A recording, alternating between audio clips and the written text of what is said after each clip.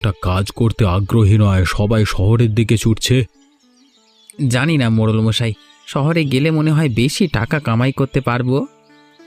টাকা জানি শহরে গাছে ধরে, শহরে যাব এই ধরে ছিঁড়ে নিয়ে চলে আসব। আরে এইদিকে আমি একজন খেতে কাজ করার লোক পাচ্ছি না, ক্ষেতের সকল ফসল তো নষ্ট হয়ে যায়। বাদ দান এসব। বলি কি মোড়ল মশাই, আমাদের গ্রামের শেষে মানে শেষ মাথায় যে বাড়িটা আছে না, শুনেছি ওই বাড়িতে একজন আছে, খুবই গরিব করুণ অবস্থা, সংসার একেবারেই চলে না। ওকে ডাকলে তো খেতে হাল চাষ করবে। তাই নাকি রে? তাহলে একবার সে বাড়িতে যা, গিয়ে বলে আয় আমি ডেকে পাঠিয়েছি। ঠিক আছে, আমি এক্ষুনি যাচ্ছি। ওই বাড়ির কথা আগে বলিসনি কেন? এতদিন ধরে আমার খেতে হাল চাষ হচ্ছে না, ফসল ফলছে না, ওদের বাড়ির কোনো খোঁজ খবর জানিস? মোড়ল মশাই, শুনেছি ওদের সাতকুলে কেউ নেই। কানাই এবং তার বউয়ের একটি ছোট মেয়ে থাকে, ক্ষেত খামারে কাজ করে দিন পার করে দেয়। মাঝে মাঝে নদীতে যায় মাছ ধরতে, তবে ইদানিং কানাই বেশ অসুস্থ হয়ে থাকে। এমন একজন লোকেরই তো আমার দরকার রে। এমন নিরীহ মানুষদের দিয়ে ইচ্ছে মতো কাজ করানো যায়। শিগগিরই যা, কানাই না কি নাম বললি, একেবারে সাথে করে ধরে আনবি। আগে মোড়ল মশাই, আমি এক্ষুনি যাচ্ছি।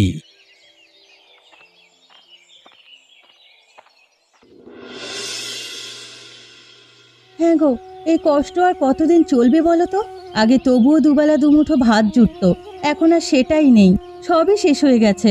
আমার এতটুকুন মেয়েটার মুখেও যে আর কিছুই দিতে পারছি না। সরলা, আমি জানি তোমার কষ্ট হচ্ছে, কিন্তু কি করব বলো? এই অসুস্থতার জন্য আগে যারা কাজে নিত তারা কাজে নিচ্ছে না, আমি বা কি করব বলো তো? সবই তো বুঝি গো, কিন্তু এই পেট যে কিছুই বুঝতে চায় না। কাল থেকে কিচ্ছুটি খাইনি, ক্ষুধার জ্বালা যে আর সইতে পারি না গো।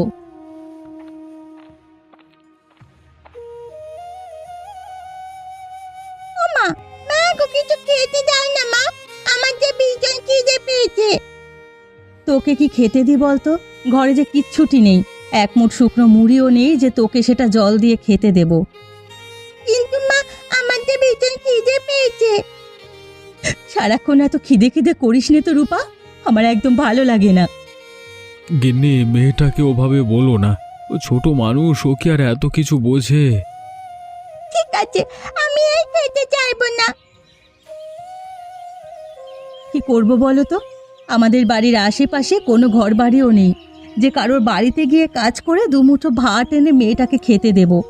কপাল দেখো, বাড়িখানাও আমাদের একদম গ্রামের শেষ মাথায়। বিধাতা বুঝে আমাদের কপালে সুখ একদমই লেখেনি গো। ঠিক বলেছ গিন্নি, বিধাতা আমাদের কপালে এক ফোঁটাও সুখ লেখেননি। লিখে থাকলে কি এত কষ্ট থাকতো? থাক, আর মন খারাপ করো না, আমি বাইরের দিকে গিয়ে দেখি যদি কোনো কাজ পাই।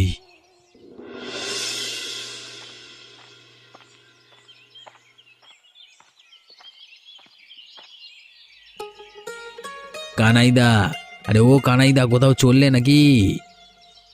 না গো দাদা, কোথায় আর যাব? দুদিন ধরে ঘরে বসা, মেয়েটা খিদের জ্বালায় কাঁদছে, তাই ভাবলাম যদি কোথাও কোনো কাজ পাই। তাহলে তো ভালো সময় এলাম গো, চলো দেখি, আমার সাথে চলো। কোথায় যাব? কোনো চিন্তা নেই গো দাদা, আমি তোমার জন্য একটা কাজের ব্যবস্থা করেছি। কি বলছো কি গো দাদা? সত্যি বলছো নাকি আমার সাথে ঠাট্টা করছো? এই দেখো, তোমার সাথে কি আমি ঠাট্টা করবার সম্পর্ক নাকি আমার? সত্যি সত্যি কাজের ব্যবস্থা করেছি। আরে মোড়লের খেতে তোমাকে আজ থেকে কাজ করতে হবে, রোজ রোজ কাজ পাবে সেখানে।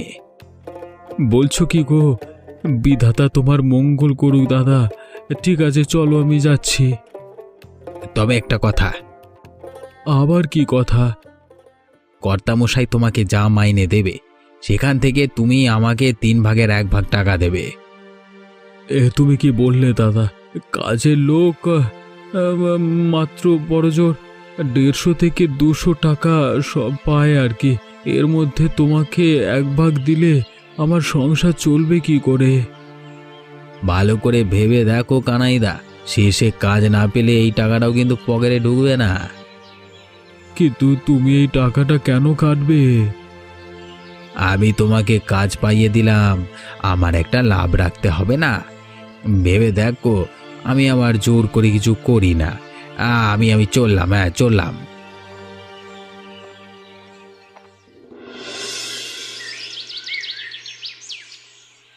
ওমা, মা গো, এই দেখো আমি কি পেয়েছি। ওমা মা, এই দেখো আমি ডিম পেয়েছি। আরে কি হলোটা কি? এভাবে চেঁচাচ্ছিস কেন? মা, আমি হাঁসের ডিম কুড়িয়ে পেয়েছি। এই ডিমটা তুমি আমাকে এক্ষুনি সিদ্ধ করে দাও দেখি। সে না হয় দিচ্ছি, কিন্তু কান্নাকার হাঁসের ডিম তুই এটা কোথায় পেলি রে মা? আমি পুকুরের ধারে খেলার সময় হঠাৎ দেখি একটা ডিম। এরপরে অনেকক্ষণ সেখানে বসে রইলাম, কেউ এলো না ডিমটা নিতে, তাই আমি এটা নিয়ে আসলাম। কিন্তু মা, এটা যদি সাপের ডিম হয় তখন? সত্যি মা, এটা সাপের ডিম? তাহলে এই ডিমটা আমরা ফুটিয়ে বাচ্চা ফোটাবো। সে কি রে, সাপ ফুটিয়ে কি করবি? পুষবো। কেন মা, সাপ পোষা যায় না? ওরে বোকা মেয়ে, সাপ পুষলে ঘরে কি মানুষ থাকতে পারে? সাপ তো বড় হয়ে আমাদের কামড়ে শেষ করে দেবে। ওমা, আমি সাপকে দুধ খাওয়াবো, ও আমার সাথে খেলবে, একেবারে আমাদের মতো থাকবে। দেখো, ছোট থেকে আদর করে বড় করলে আর কামড়াবে না। আরে আমার পাগল মেয়েটা, সাপ যদি সত্যি বেরোয় তখন তুই সবার আগে ভয় পালিয়ে যাবি। না মা, আমি পালাবো না, ওকে আমি বন্ধুর মতো রাখবো। কেমন সব ভাবনা তোদের। ঠিক আছে, ডিমটা আমি রেখে দিচ্ছি, তোর বাবা এলে দেখবো এটা কিসের ডিম। ঠিক আছে? ঠিক আছে মা, সাপের ডিম হলে বাচ্চা ফোটাবো, আর হাঁসের ডিম হলে ভেজে আমরা তিনজনে খাবো। আচ্ছা বাবা, তাই হবে। পাগল মেয়ে। মোড়ল মশাই, এই দেখুন কানাইকে নিয়ে এসেছি। কর্তামশাই আমাকে ডেকে পাঠিয়েছিলেন? হ্যাঁ, তোকে ডেকে পাঠিয়েছি। শুনেছি তোর নাকি অনেক কাজের প্রয়োজন। মদন বলল তোর অবস্থার কথা। আমার খেতেও লোকের দরকার আছে, তাই ভাবলাম তোকে ক্ষেতের জন্য রেখে দিই। তবে কানাই, ভালো করে শোন, তোর রোজগার কিন্তু মজুরি হবে দিনে 150 টাকা, আর দুপুরবেলায় আমার বাড়িতে খাবি। রাজি আছিস? হ্যাঁ কর্তামশাই, আমি রাজি। সংসারে এখন ভীষণ কষ্ট। আপনি যদি কাজ দেন আমি প্রাণপাত করে খাটব। মেয়েটার মুখে অন্তত 4টি ভাত আর ডাল তুলে দিতে পারবো। শোনো কানাইদা, কর্তামশাই কিন্তু তোমার মঙ্গলের জন্যই কাজ দিলেন। এখন কিন্তু কাজে কোনো গাফিলতি দেওয়া চলবে না। ঠিক বলেছ মদন, আমি যে টাকা দিই তার পূর্ণ কাজ আমি চাই। অলসদের আমি সহ্য করতে পারি না। মন দিয়ে করো, কাজ ভালো দেখলে তোমার মাইনে বাড়িয়ে দেওয়া হবে। আপনি চিন্তা করবেন না কর্তামশাই, আমি সকাল থেকে সন্ধে পর্যন্ত কাজ করব। ঠিক আছে ঠিক আছে, আজকে আর না। তবে একটা কথা মনে রাখবে, তোমাদের মতো লোক হাজার হাজার আছে। কাজের মূল্য না দিলে কালকে থেকে অন্য লোককে লাগিয়ে দেবো। তাই সঠিকভাবে কাজ করবি, ঠিক আছে? আগে কর্তা, আপনার দয়াতেই তো আমরা বেঁচে আছি। আপনি দয়ালু মানুষ, চিন্তা করবেন না। আমি কানাইদাকে কাজটা বুঝিয়ে দেব। ঠিক আছে কর্তা, আমি আজকে থেকেই কাজে লেগে যাব। সারাদিন খেটে শরীরটা কেমন যেন ম্যাচ ম্যাচ করছে গো মদনদা। তবে শান্তি এই যে অন্তত হাতে কিছু টাকা এলো। গিন্নি আর রূপার মুখে আজকে অন্তত ভাত তুলতে পারবো। তাই তো বলেছিলাম কানাইদা, আমার উপর ভরসা করলে তোমার সংসার চলে যাবে। এবার তোমার হাতে থাকা টাকার হিসেব মেলাও দেখি। হিসেব? কোন হিসেব দাদা? এই যে প্রথম দিনই শর্ত বেমালুম ভুলে গেলে? হ্যাঁ, আরে কাজটা তো আমি পাইয়ে দিয়েছিলাম, কথা ছিল আমাকে কিছু টাকা দেবে। এখন তোমার 150 টাকা থেকে আমার পাওনা 50 টাকা দাও। মদনদা, সারাদিন রোদে পুড়ে ঘাম ঝরিয়ে এই 150 তো টাকাটা পেয়েছি। এর ভেতর থেকে যদি 50 টাকা তোমাকে দিই, আমার সংসার চলবে কি করে? কানাইদা, তুমি হয়তো ভুলে যাচ্ছ, তোমার হাতে আজকে যে টাকা আছে সেটা আমার জন্যই। আমি না থাকলে তো কাজই পেতে হতো না।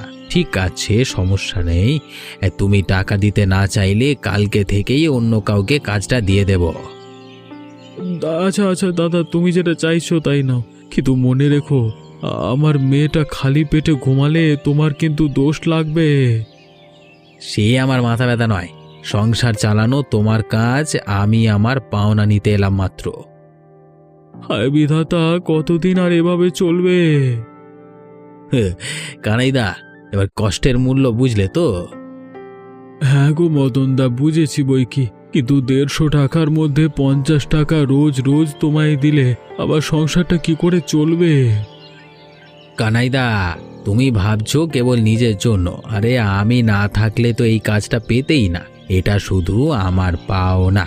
এরপর চাল ডাল কিনে বাড়ির দিকে চলে যাও, কালকে আবার সকাল সকাল এসো, কেমন? আচ্ছা মদনদা, আমি যাচ্ছি। তবুও তুমি আমার উপকার করেছো, আমি সারা জীবন মনে রাখবো। সে ঠিক আছে, এবার যাও যাও, বাড়ি যাও।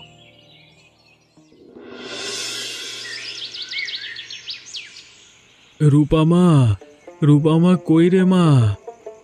ও বাবা, তুমি এসেছো? এত দেরি করলে কেন বাবা?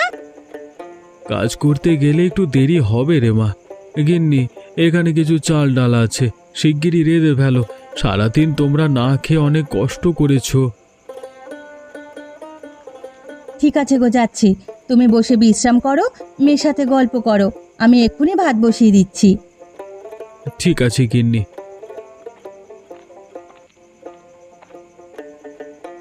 রূপামা, তুমি আজকে সারাদিন কি করলে? ও বাবা, আজকে আমি একটা সাপের ডিম পেয়েছি গো। সাপের ডিম? সে কি কথা? সাপের ডিম কোত্থেকে পেলি রে মা? হ্যাঁ গো বাবা, পুকুরের ধারে গাছের মধ্যে লুকানো ছিল। আমি খুব সাবধানে তুলে এনেছি।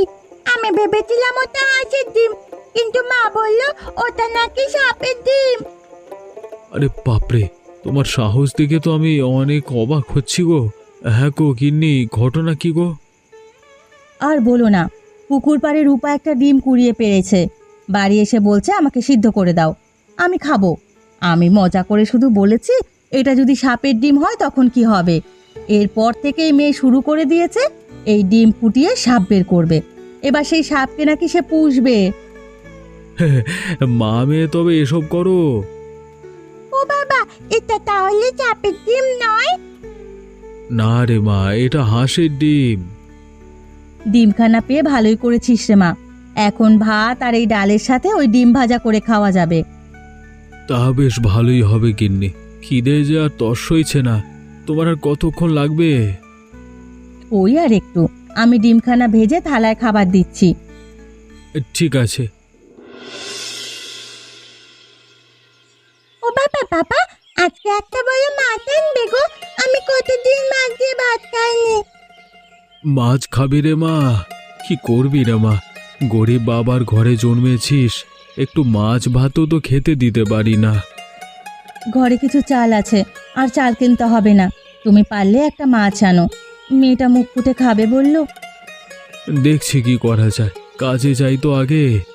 আমারও কি ইচ্ছে করে না গো, কিন্তু কি করব বলো?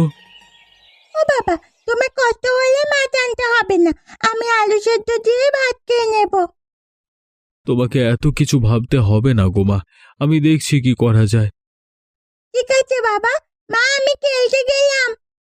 ঠিক আছে মা, যাও, খেয়াল রাখবে, কারো কোনো অন্যায় করবে না।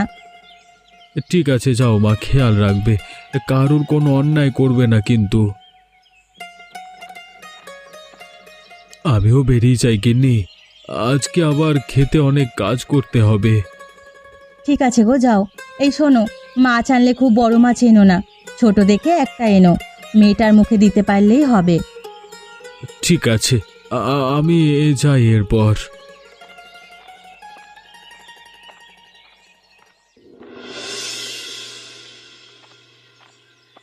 হায় বিধাতা, আজকে কর্তামশাই 200 টাকা দিলেন, এদিকে মদন দাদাও আশেপাশে নেই। আজকে বরং তার টাকাটা দেব না, মেয়েটার জন্য একটা মাছ কিনে বাড়ি যাই। মেয়েটা মাছ পেলে ভীষণ খুশি হবে। মদন দাদাকে না হয় কালকে টাকা দেওয়া যাবে।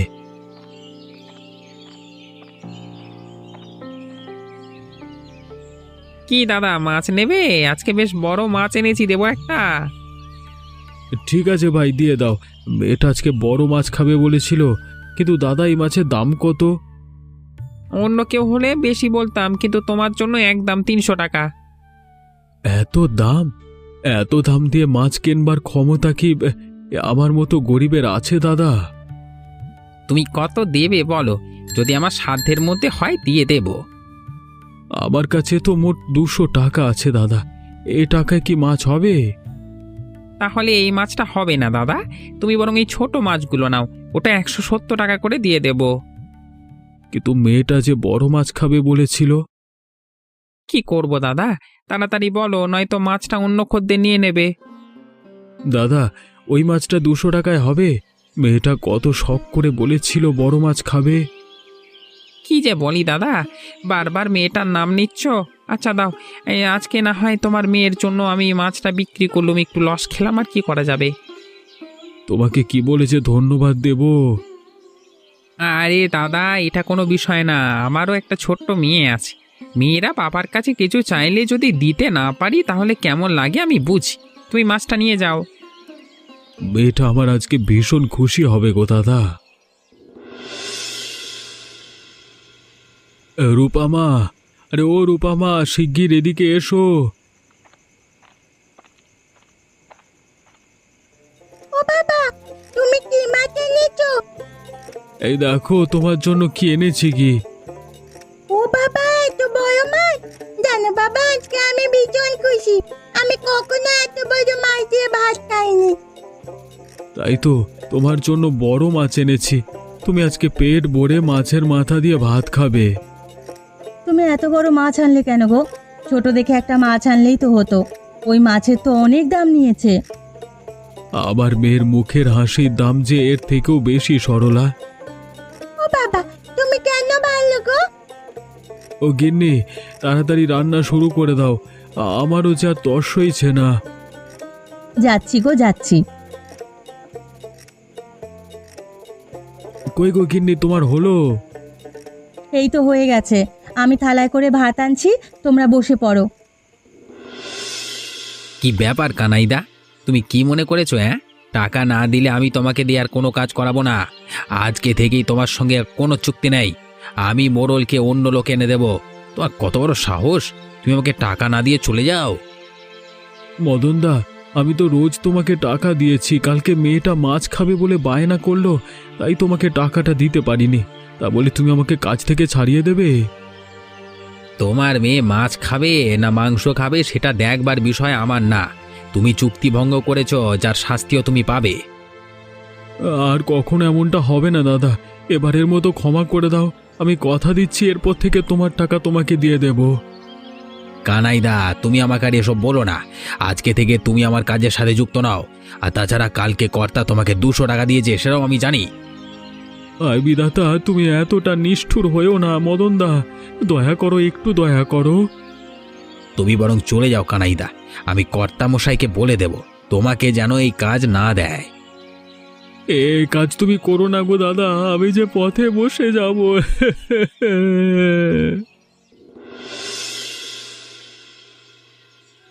কর্তামশাই, দয়া করুন, আমাকে কাজ থেকে বের করে দেবেন না। দয়া করুন আমার উপর, আমি যে বউ বাচ্চা নিয়ে না খেতে পেয়ে মরে যাব। কি হয়েছে কি? তোর কথা তো কিছুই বুঝতে পারছি না। আমি আপনাকে সব কিছু বলতে চাই। মদনদা আমাকে কাজ দিয়েছে বলে রোজ আমার থেকে 50 টাকা করে কেটে রাখে। আমি পাই ও কটা টাকা, তার থেকে রোজ ওই 50 করে কেটে রাখতো। আমি রোজ দিতাম, না দিলে কাজ থেকে বের করে দেবে বলতো। গতকাল মেয়েটা মাছ খাবার বায়না করায় আমি মদনদাকে টাকা দিতে পারিনি, তাই। আরে তাই নাকি? কি হলো এরপর? আমাকে আর কাজ দিতে যাচ্ছে না। মদনদা বলেছে আমি যেন এই কাজ না করি, সে নাকি আপনাকে নতুন লোক এনে দেবে। কে? মদনের এত সাহস হয় কি করে? তুই আমাকে আগে এসব বলিসনি কেন? ভয়ে ভয়ে কর্তামশাই, ভয়ে। আজকে আমার পিঠ দেওয়ালে ঠেকে গেছে, তাই বাধ্য হয়ে আপনার কাছে এলাম। মদন, রে মদন, শিগগিরই আমার সামনে আয়।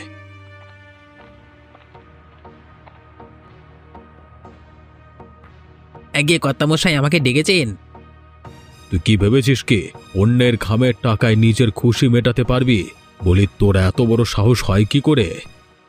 আগে কর্তা মশাই, আমি তো কেবল কাজের বিনিময়ে চুক্তি করেছি। আর কোনো ব্যাখ্যা আমার লাগবে না। এখন থেকে কানাইকে তার উপার্জিত টাকার পুরোটাই দিয়ে দেবে। আর ওকে কাজ থেকে সরিয়ে দেওয়ার তুমি কে? নিজেকে কি মোড়ল ভাবতে শুরু করেছো? ক্ষমা করবেন কর্তামশাই, আমার ভুল হয়ে গেছে, আমি আর এমন ভুল করব না। ধন্যবাদ কর্তামশাই, বিধাতা আপনার মঙ্গল করবেন। আর সময় নষ্ট করিস না কানাই, কাজে যা। তোর কাজ আমার ভীষণ পছন্দ হয়েছে বুঝলি, তোকে আমি 200 টাকা করে রোজ দেব। আগে কর্তামশাই।